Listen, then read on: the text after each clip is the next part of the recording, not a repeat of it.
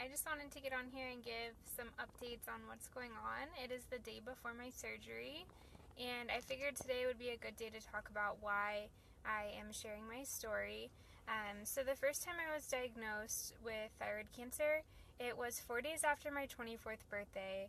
I found a lump on my neck I kind of found it because something else was going on, and then I just have always been kind of a hypochondriac, and so I found this lump and I went in and they thought it was nothing, and then ended up diagnosed with thyroid cancer 4 days after my 24th birthday. I went and talked to my surgeon and everything went by really quick, so I think a week after we talked to the surgeon the first time, I was getting my surgery. So I didn't really share much of my story because everything went really, really fast, and there just wasn't much time. So I think I ended up posting something on social media like 2 days before my surgery asking for prayers, but I just didn't want to share my story because I was terrified and everything was going by so quickly. And so this time obviously is a lot different. And I just wanted to talk a little bit about why I've decided to share my story this time. So I've always been, like, as everyone knows, I'm pretty introverted and I don't like talking about myself usually. And when I have something going on, I always tell my mom, please don't tell the rest of the family, because I don't want them asking me questions about myself and I don't want to talk about things that are going on.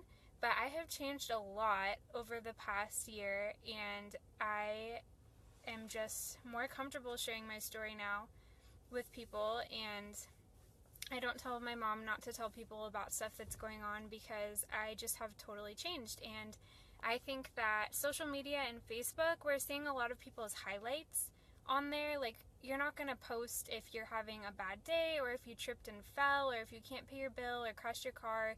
You normally don't post about stuff like that. So we're seeing the highlights of people's lives on social media, and I think that it can be hard because we can start comparing ourselves to things that we see on social media and think that our life is not as great as the things we're seeing. And so the reason I'm sharing is because I want people to know my real story and to know that everything is not perfect and everybody is going through hard stuff, and that's okay. And it's okay to talk about it and share who you really are rather than just sharing the highlights and having social media be just this really fake place.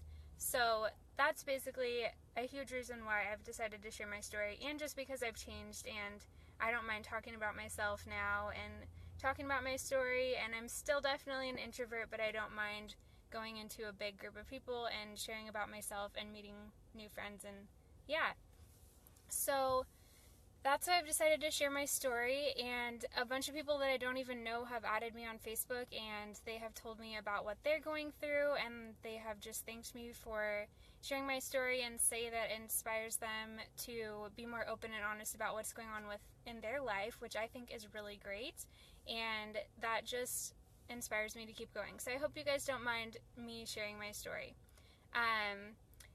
When I first was diagnosed, I felt pretty guilty. One of the things that is kind of a sore spot in the thyroid cancer community is people call it the good type of cancer, which is not the best thing to say to someone who's just been diagnosed with cancer.